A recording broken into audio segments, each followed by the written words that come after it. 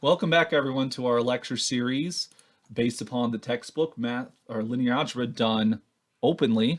As usual, I am your professor, Dr. Andrew Misseldine, for today. It's good to have you all. We are in the final chapter of Chapter 4 about orthogonality, and particularly we're on section 4.8 entitled The Least Squares Problem. This section actually makes a really great capstone course, a capstone lecture, I should say, for much of what we've done this course right here. Because up until now, I mean, we've been obsessed with this matrix equation AX equals B. I might refer to this as the linear problem. This is the problem for which nearly everything we've done in linear algebra is revolved around, trying to solve this, trying to understand it. I think we've looked at this problem from like 17,000 different perspectives. That's not much of an exaggeration there. And let me give you a few examples of what we have said with respect to the linear problem. Well, one issue we've been interested in is whether it's consistent. Does it have a solution, or is the solution set empty?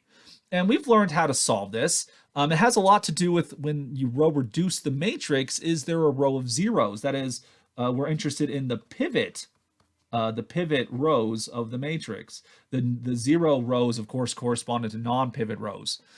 The pivot rows have a lot to do with both the row space and the left null space, as we kind of saw last time with the fundamental theorem of linear algebra.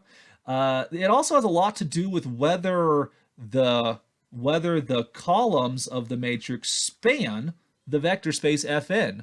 If we can span, then we can hit everything, so there's no choice of B that'll make it inconsistent. Or if we think of it as a problem about linear transformations, this system being consistent has a lot to do with whether the map is surjective or what we call onto. Now, when it is consistent, when is the solution unique? Well, this had a lot to do with the variables. Do we have free variables, or free variables are dependent variables? This had to do with the pivot columns and the pivot columns and the non-pivot columns. This then related to the idea of linear independence. When the column vectors were linear independent, this had to do with independence or unique solutions. And if we think of this as a linear system, this linear system instead as a linear transformation type problem, we're talking about whether the map is injective or if it's one-to-one. So this just kind of gives you a few of those 17,000 perspectives I was talking about before. And when the solution exists, we can orthogonally decompose this vector x, the solution x, into two pieces. There is x null. This is something that lives inside the null space. And remember, the null space is the solution of the homogeneous system AX equals 0. And we also can, there's this other part, x row, which x row will live inside the row space of A. And this particular solution will represent the shortest solution in the solution set, the closest one to 0. And so, again, this comes perspective of what we've seen before. We understand this linear problem a lot, and we've talked about it a lot. We've analyzed this thing to death, I think. But one thing we really haven't talked about at all is what happens when the system is inconsistent. Think about that for a second. Let it sink in. We know how to recognize when a linear system is consistent, and therefore we know how to recognize when it's inconsistent. But when it's inconsistent, what do? Do we just give up? Like, game over, Mario? Your princess is in another castle? I mean, what do? Maybe when you have sort of a sad ending, there's no solution, we get angry. When we get angry, we like to play the blame game. So who's at fault? If it's inconsistent, who should I blame? Well, most of the blame should be placed on this vector B right here. A little bit can be placed on A, and I'll say what I mean about that right now. The vector B, which lives in Fm, can also be orthogonally decomposed into two vectors. There's the vector B left null, which lives inside the left null space of A. And then there's this other vector B column, which lives inside the column space of A. And remember, the left null space represented those vectors which absolutely are going to be inconsistent. Necessarily, they're going to be inconsistent. You can't get them to work. And so, in fact, our system of equations will be inconsistent if and only if this B left null part is non-zero. And so the inconsistency is to be blamed on B, who has a left null part. Now, this is the left null space of A, so again, A does hold some of the blame. But we just chose the wrong vector. We chose the wrong vector B. In terms of solving a system of equations, like if we just picked a random vector, is it a solution or is it not a solution? We picked a random vector x. That depends on the null space, because the bigger the null space is, that is the larger the nullity, the better chance we could randomly select a vector that's a solution to the system. On the other hand, the left null space kind of represents what probability we could have in finding a consistent system. That is, if the vector B is chosen randomly inside of Fm, the size of the left null space, the conullity, measures how all the vectors we should be avoiding, and everything outside the left null space would give us something that's consistent. So when your system's inconsistent, the question we want to ask is no longer, is there an x so that ax equals b? Because we know there is none. There's none. There's no vector that does that. So in this situation, we change the question. Instead of asking, is there a vector so ax equals b, we ask, is there a vector so that ax is approximately b? And what do you mean by approximate? We talk about this all the time, like pi is approximately 3.14, but what does that mean? Approximation means that you are close. You're close. That is, this is a statement about distance.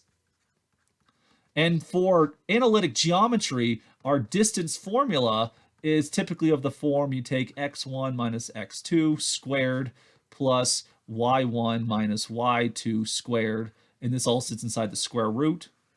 The norm that we use for vector spaces here is a generalization of this formula. Norms and inner products measure this distance. And so we have to use vector distance to measure how close can AX be to B. And so then our definition, the main definition for this section here, if a matrix is m by n and we have a vector b in Fm, a least square solution to the linear problem Ax equals b is a vector x hat inside of Fn such that the length of the vector b minus a hat is less than or equal to b minus ax for all vectors x inside of Fn. So x hat is chosen so that ax hat is closest. So ax hat is nearest. It's nearest to x hat there. And so finding this vector x hat is what's known as the least squares problem. And finding the least squares problem is what we want to try to, or finding a solution to the least squares problem is what we're going to try to do right here. And so the least squares name comes from the fact that least, we're trying to minimize distance, and the distance form involves sums of squares. This distance formula we have right here is when we have 2 dimensions. If we had like 3 dimensions, there would be 3 squares. If it's 17 dimensions, we'd have 17 squares. Trying to minimize these squares here, the least squares problem. So I want to mention to you that the solution to the least squares problem can coincide with the solution to the linear problem. If the linear equation ax equals b is consistent, then it has a solution. Let's say that x hat is a solution. That's just the name of the solution. Well, since that x hat is a solution, that means ax hat equals b. And so if ax hat equals b, we can subtract ax hat from both sides of the equation. It cancels on the left, and we get that b minus ax hat is equal to 0. And so if b minus ax hat is equal to 0, then the length of that vector is the length of the 0 vector, which is 0. And you can't get any closer distance than 0. It's like the little brother staring in the face of his bigger sister there. You can't get any closer than 0 distance. And so if the linear problem has a solution, the least squares solution will have that same solution. So when your linear problem is consistent, the least squares solution gives you the linear solution. But what's useful for us is that when the least square, or when the linear problem is inconsistent, the least squares problem can still provide us an approximate solution. And so what I mean by that the following. Take a generic vector x inside of Fn. So this is kind of like a variable. We have some variable here. It's just generic. We have no specification on it. Well, if x is a generic vector for Fn, AX will be a generic vector for the column space, because after all, the column space is just the set of all vectors AX, where X is a vector for Fn. If X is allowed to vary, AX will vary over all the possibilities for the column space. Let B hat denote the orthogonal projection of B onto the column space of A, which this is the same thing as just the vector B column of A. So with this orthogonal decomposition we did before, B column plus B left null, the orthogonal projection onto the column space is just what we meant by B column. Now, using the best approximation theorem, which we talked about earlier in this chapter, as a reminder what that is, if you have a flat and you have a point that's off of that flat, the shortest path from the point to the flat is going to be the perpendicular path, the orthogonal path. If we chose any other path, it'll be longer. And so the distance between B and B hat is going to be shorter than any other vector in the column space, which AX is a generic vector in that column space. But wait a second, if B is in the column space of A, that means we can write it as A times something. We can factor it. So there's got to be some vector X hat so that AX hat equals B. And so we could rewrite this as the length of B minus A hat. And so this gives us a least squares solution, telling us that the least squares problem is always, always, always, always consistent. So even if the linear problem is inconsistent, the least squares problem will always have a solution. So when it is consistent, the least squares solution is the same solution as the linear problem. And when it's inconsistent, it gives us a solution we didn't have before. So you can start to see the power of the least squares problem, why we want to solve it. Well, okay, that tells us why we want to solve it, but how does one actually solve it? How do you find X hat? There it is. Well, that doesn't count. We have to compute it somehow.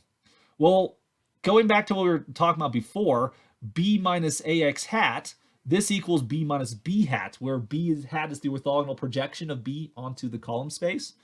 And so, like we saw before, B is equal to B column, but plus B left null. And so when you subtract them, B minus B hat, you're going to end up with B left null.